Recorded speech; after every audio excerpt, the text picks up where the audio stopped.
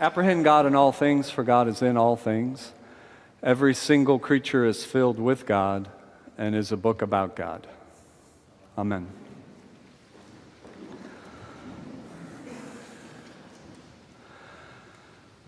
So,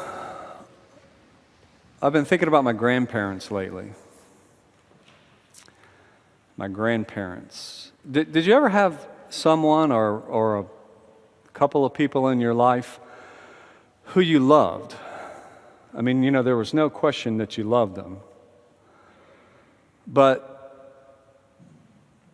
you didn't really like them? You know what I mean? You know, because they were just so extremely different from you, it just caused a lot of tension. Well, that was my grandparents. I don't think that's uncommon. Lots of grandchildren and grandparents have tension and are different from each other and might love one another completely, but not really like each other all that much. My grandparents and I were opposites.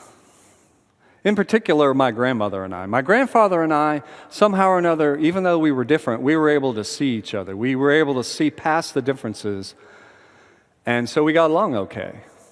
Pretty good, actually. But not my grandma. No, no, no. No, no, no. We were so different, and we could not get past our differences. And so our differences led to, well, here's how they kind of played out in small ways. So I want you to imagine this. A 14-year-old kid, maybe 15, 14, 15, 1978. Remember 1978, anybody? Kind of? Remember the fashions of 1978? So, a 14-year-old kid dressed in 1978 fashions, ready to go out, thinking, man, I'm pretty cool. And then I walk into the room where my grandmother is, and my grandmother scowls at me, you know, like her eyes just squint. And she scowls at me, and she looks me up and down and then goes, "What in the world are you wearing?" "Thanks, Grandma. I'm ready for the day now." Oh, yeah, a lot of boost to the confidence there. We were so different. We were so different.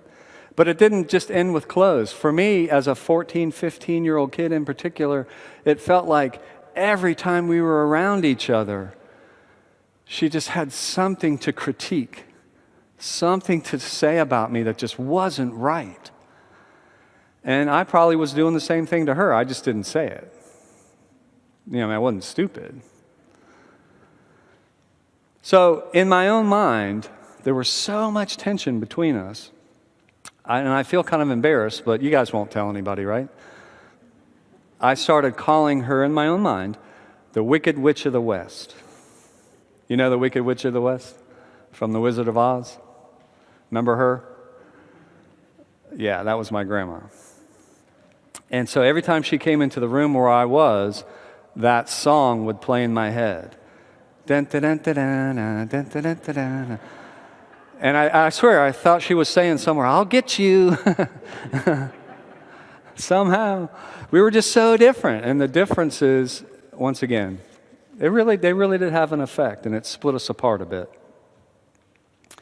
So, like, here's an example. One bright, sunny morning, it was a Saturday morning, a friend of mine gave me a call on the phone. Now, he still lived in this little town called Jupiter, Florida. My family and I had moved from Jupiter to West Palm Beach, which was just down the road. I missed my friends. I hadn't seen them as much as I did when I lived there. So it was great to hear from him. And he says this. He says, "How about if I come get you, we grab some lunch, and then head to the beach?" We used to do that a lot in Jupiter. It was great. And I was like, in my own mind, I was thinking to myself, I really want to go. But I said, dude, my grandparents are here, and I have to have lunch with them. And I said it with about that much disgust. And my friend replied, well, I was going to bring 2 subs from French Connection. And when I heard the words French Connection, the heavens opened and the angels started singing. And I was like, French Connection. It was the best sub shop in Jupiter, the best place. They had the best bread. And, man, it was so good. And we would go to the beach all day long and then scrounge up enough money to share 1 sub between 4 people. And it was still the best sub I ever had. You ever have a place like that? French Connection. And the angels sing, right? Okay. So I pause, and in my mind I'm thinking, I bet you what we're going to have for lunch with my grandma is leftover ham and potato salad drenched in mayonnaise. Mayonnaise, I really think, is like the devil's condiment. I really do. So I'm sorry if you like it. But it's really gross. It just is. And then Jell-O. We always had to have Jell-O for some reason. Nasty, nasty Jell-O. I mean, there's just no way to make Jell-O good. So in my mind, I'm thinking French Connection. And this. So my friend goes, well, I guess we'll just have to wait for another time. And I said, well, no, hold on. hold on a minute. I didn't promise to my grandparents that I would eat with them. And I'm sure they're not going to be bothered. And I tell you, just saying that right now, it sounds so stupid that I would say that. Because they were very bothered, in particular my grandma. So he comes down and comes with these 2 subs. And he comes in the house. We sit down, put the subs out. I go and get a couple of Cokes, and I put on Scooby-Doo. You ever see Scooby-Doo? Scooby-Doo is great. So for French Connection, it's just great. So we're sitting there eating this stuff. It was just so great. And then my grandmother walks in. Dun, dun, dun, dun, dun, dun. And I'm scared. I just start to flinch. She's going to do something. And she starts panning the room. And then she looks at me. And she looks at the food. And she goes, what in the world are you eating? And I said, French Connection. And the heavens opened and the angels sang, and she didn't hear it. Because she said, why in the world would you waste good money on that sandwich when we have perfectly good ham in the refrigerator? And then I said something that I should have never said. I never should have said it. I'm saying that now. I never should have said it. I said, I really hate ham. So a side note, my grandparents brought a ham down from Kansas City every Christmas. And that was the ham we were having as leftovers. And I said, I really hate ham. Can you believe that? So my grandma just went off. Who in the world hates ham? What kind of a person hates ham? And then I'm not going to say what else she said. So our already strained relationship, just from that scene right there, was worse. It got even worse. Our differences got worse. In fact, I just tried to avoid her. Whenever she was around, I just tried to avoid her. We were so focused on our differences. Superficial things like clothes and food split us apart. So today we celebrate the life of Martin Luther King Jr. And one of the great lessons that I've learned from him is this. When we choose to focus so exclusively on our differences, then something as trivial as skin color,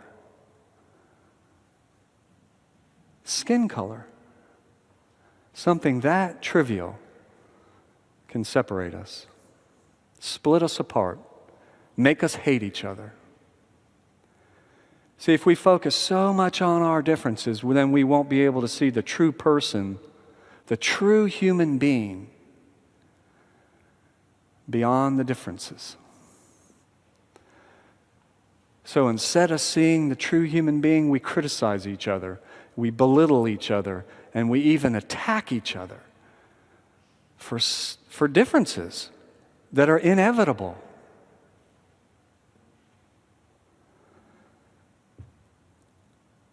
King says the only way to stop this division is to see and to get to know the person, that human being, beyond the differences.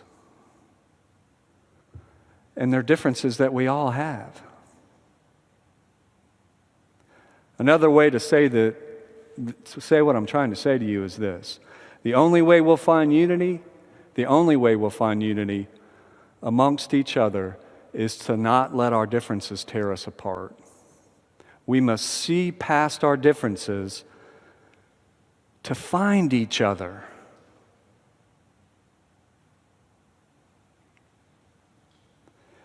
So a few years after that sandwich incident, my grandmother came to stay with us again. And this time she came alone because my grandfather had unexpectedly died. She wasn't well. She was very sick. But I still avoided her. Those differences were that strong. I was still afraid of her. Until one day my father asked me, he said, "Go in and sit with her. Just go sit with her." And I reluctantly did. I'm not going to lie, I was afraid. I thought she was going to criticize me. So I walked into the room and she looked at me walk in and I saw her sitting in a chair and we were just watching each other. And I looked and her feet were in this big bowl of water and the water had like Epsom salts in it or something. And she was skin and bones, just skin and bones, except for her feet and ankles that were swollen and red. And so I walked in and I sat down right across from her so we could look at each other. And we looked at each other for what felt like a long, long time. I don't think I'd ever really looked at her before. And then she started kicking her feet in the water. And then she started kicking her feet a little bit more. And then she was splashing the water with her feet. And I started laughing. And I looked at her and her face and she was laughing. And she looked happy. She looked happy. And to me, she looked like this little girl, not the Wicked Witch of the West. She looked like this little girl playing in the water. And I realized she's more than who I thought she was. You know, I thought, we're really not all that different, are we? Amen.